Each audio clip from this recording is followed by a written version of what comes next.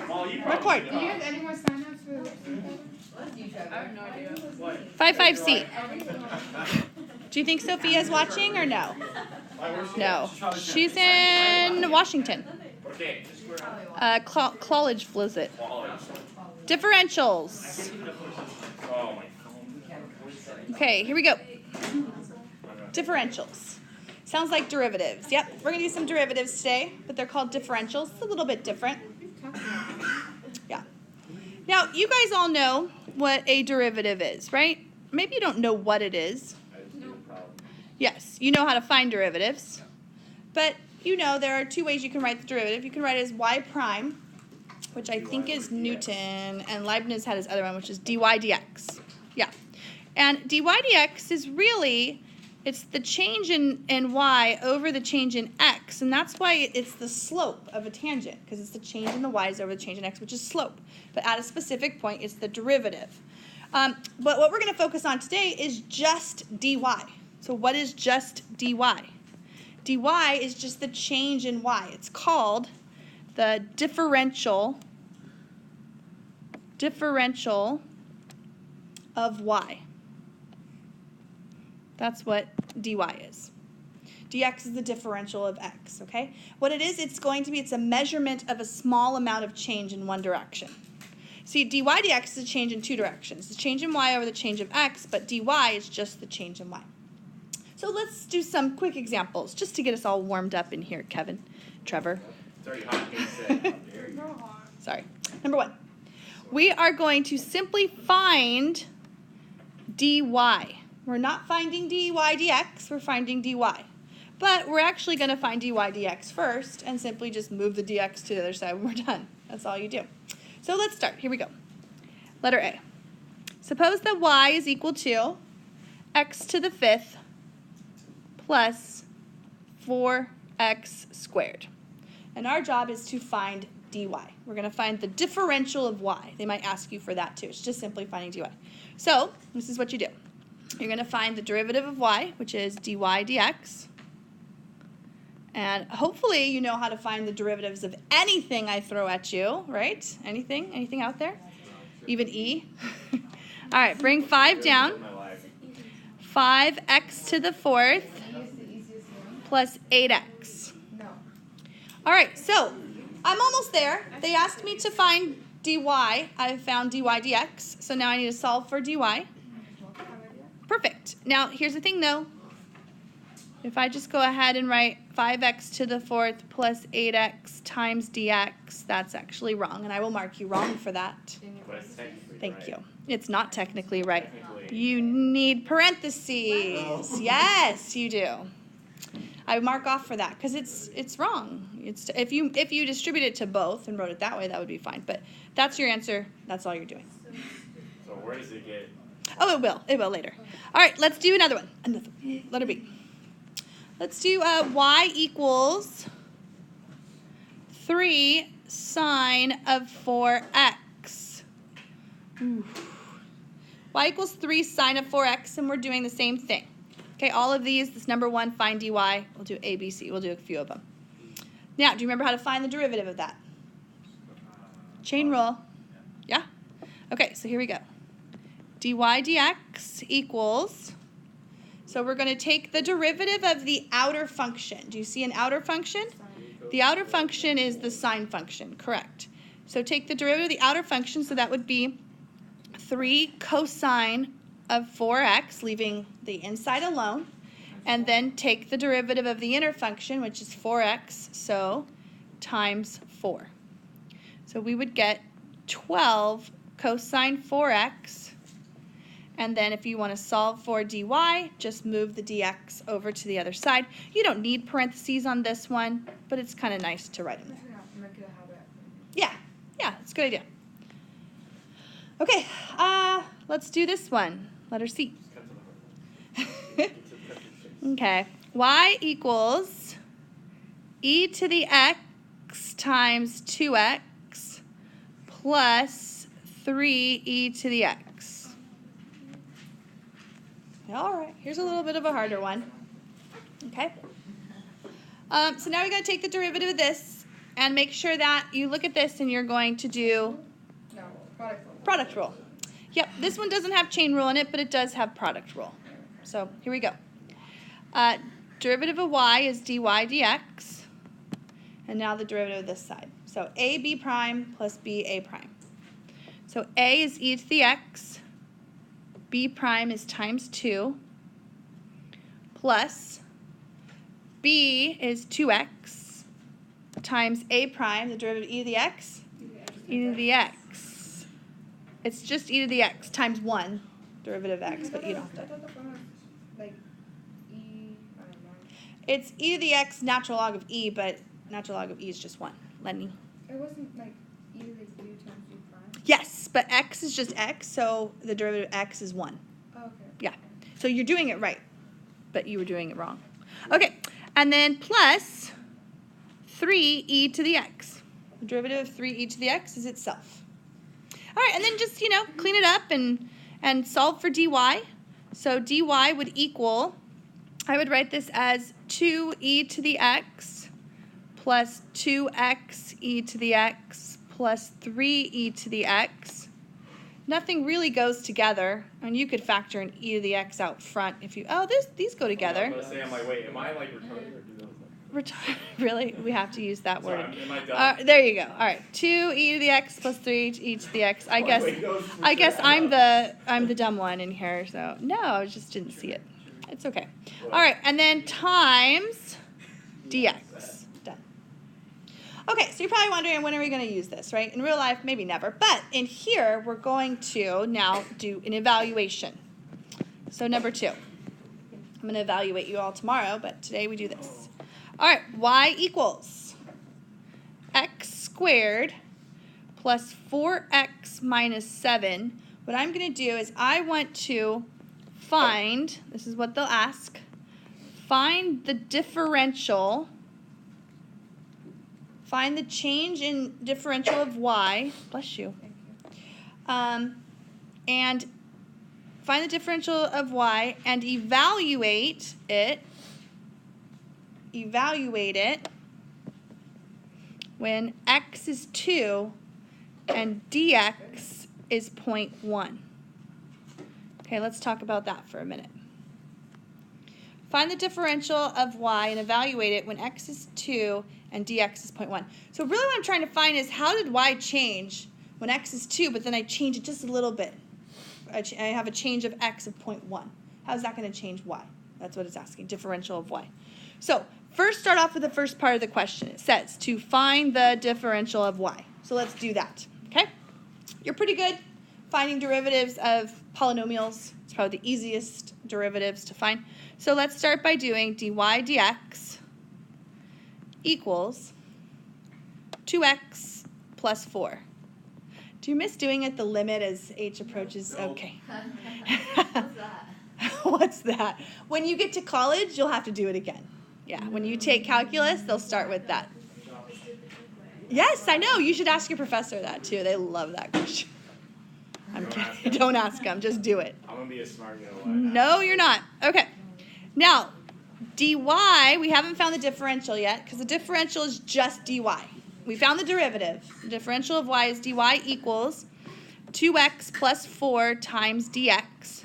And now they want us to evaluate it when x is 2 and dx is 0.1. Guess what you're going to do? Plug it in. Plug it in. So easy, huh? It's an easy lesson. It's going to get a little bit harder. So we're going to actually do some real-world examples. So what do you get? You get 2 times 2 plus 4 times 0.1. 8 times 0.1, so 0.8. So dy would be 0.8. Okay, so when are we going to use this kind of stuff? Yes, sometimes. Something like this, number 3. All right. Now, you don't have to use this, and actually I'm going to show you 2 ways to do this problem. You're like, nope, good with 1. Too bad. Oh, there's quite a few more. We got a whole other thing to do. We'll be all right. So it's block. I have you guys for another hour. All right. It says here, a circle. I know it's hard to end the 2 block days with calculus. I get you. All right, it says a circle has a radius of 10. Now, if you increase the radius, so your circle has a radius of 10. Let's say we increase it just a teeny bit by 0.1. How will it affect the area? How will it affect the area of the circle? There's 2 ways to solve that. There are 2 ways. Do you want to know them both? You One get way to know them is both. find both areas. Yeah, exactly. The easy way, it's kind of the easy way, without using calculus, you just find the area. Area equals pi r squared. Pi times 10 squared. Calculator? There it is. Got it. All right. 10 squared times pi. I should know this because it's just 100 times 3.14. All right, it's 314.159. It's on my wall over there. Okay, that's the area. And how does it affect it when now instead of 10, it's 10.1? So 10.1 squared times pi. So now the other area is pi times 10.1 squared, and you get 320.479. Okay? So that's a big difference, right? Minus 314. It is. This is actually a homework problem. No, you did this. You did this in Remember how, physics? Sophie and I just did it wrong to like the third decimal or something, and she did, and it like changed the answer completely. Oh, I'm right. doing it all correctly, but it's not adding up. Yes. And we're off by like 3,000. Yeah, it's a lot, huh? I know. Well, the area's off by 6 here. Yeah, but Well, I'll have you do both. Now I want you to do it using the change in area. Well, Just the change ways. no, because this is calculus. So Yeah, that's a waste of time. area equals pi r squared. It's actually nice when you do it this way. I'll show you. So let's take the derivative of the area. So the change in area over the change in radius is equal to 2 pi r, which is the circumference, which always gives me math chills, you know. And then solve for dA. So dA equals, the change in area is 2 pi r times dr. So let's talk about what all these are, because I'm going to plug some stuff in. Ooh, drugs already. Okay. Your drug dealer's emailing you now? Wow. All right. So now this is 2 pi times r. What's r? R is 10. And what's dr? Do you know what dr is? Doctor. It's 0.1. Dr is the change in the radius, which they told us was 0.1. So let's do it. 2 times pi times 10 times 0.1. Oh, look at that. 6.283. it's different. It's so close, though. No, still too far. No, more about the So close. Look at that. Why did you do It's wrong. Everything's wrong. Erase it. What did I do? Oh, I'm taking the derivative of a with respect to its radius. So it's like dy dx. This is instead of y, and that's x. And then dr. So r is the radius. Dr is the change in the radius only, which was 0.1. Okay, you're going to want to do it this way because they're going to get a little bit more complicated here. Sure. I'm not going to do all of that. Okay.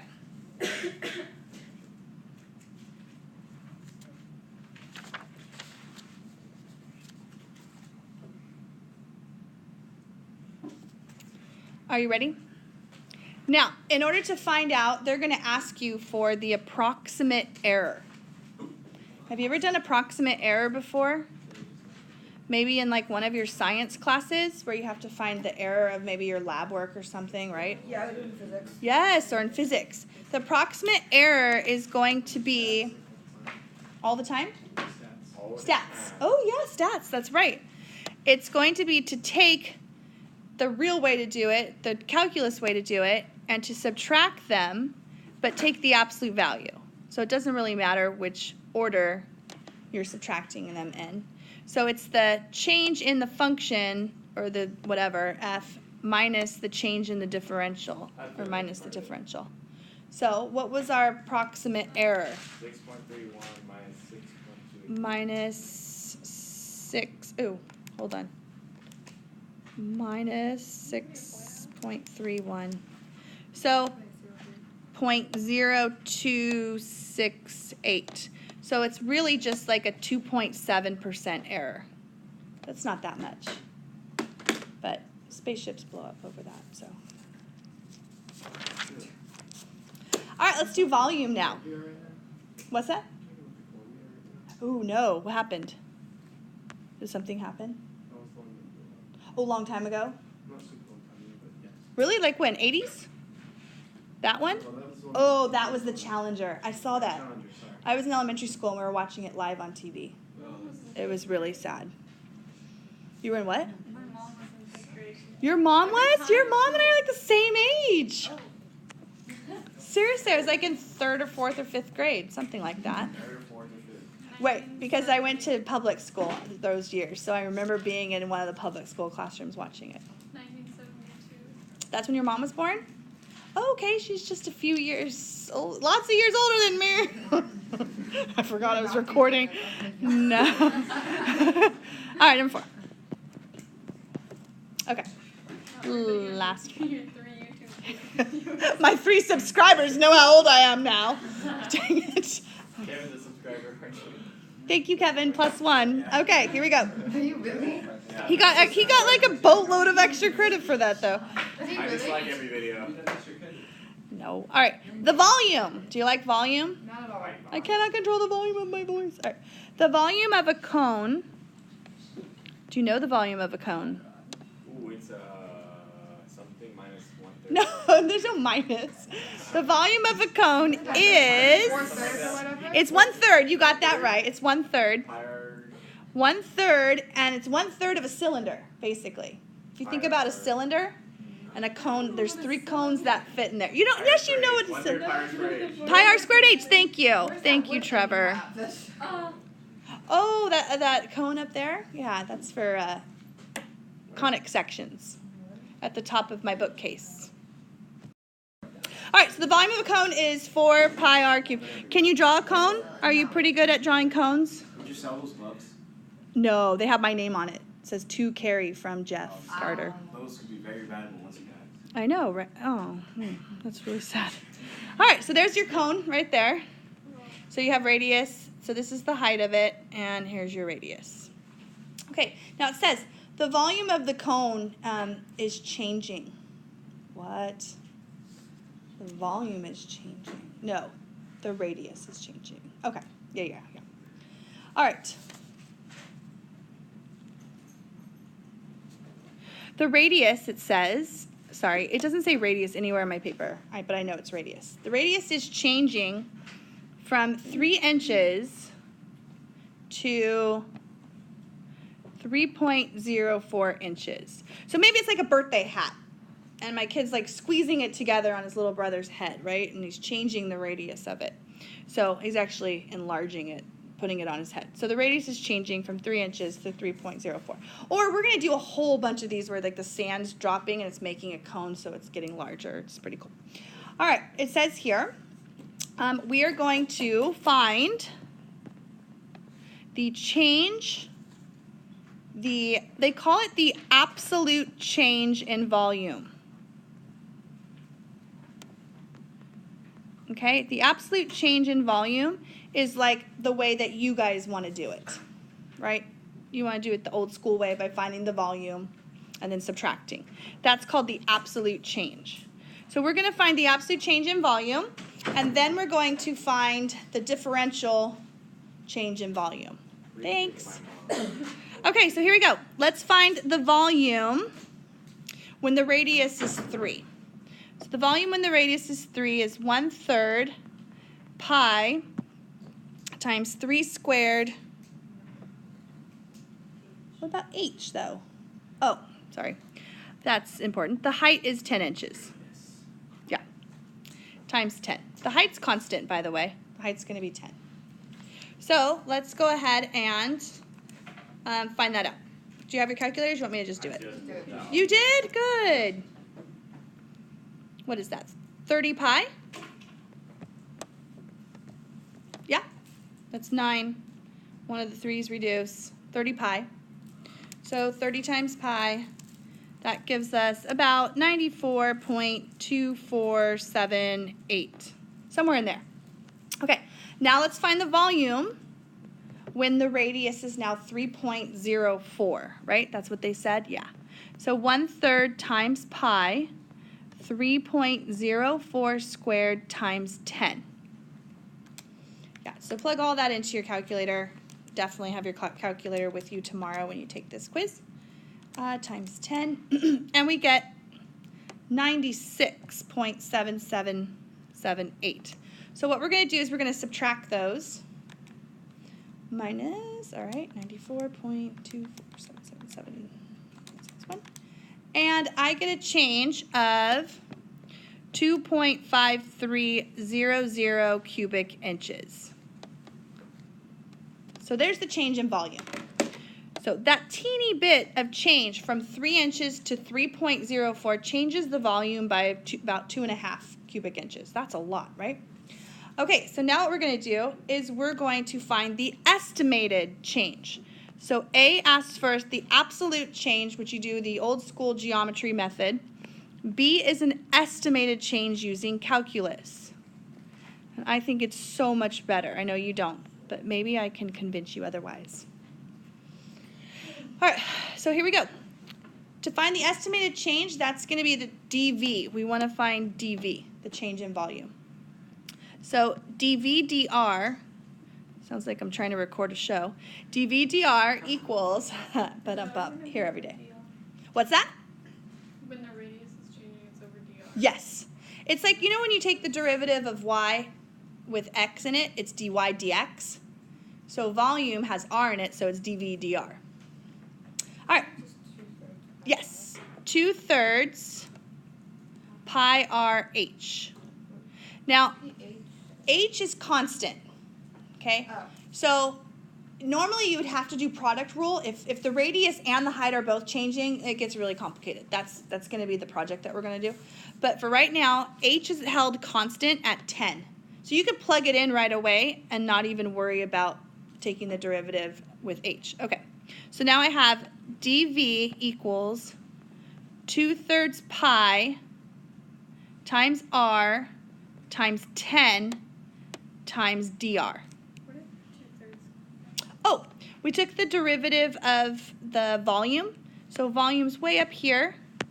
So what I should have said this, and I didn't, and I wish I would have. I'm sorry. I should have said the volume equals h is constant. So this is really 10/3 pi r squared that we're taking the derivative of.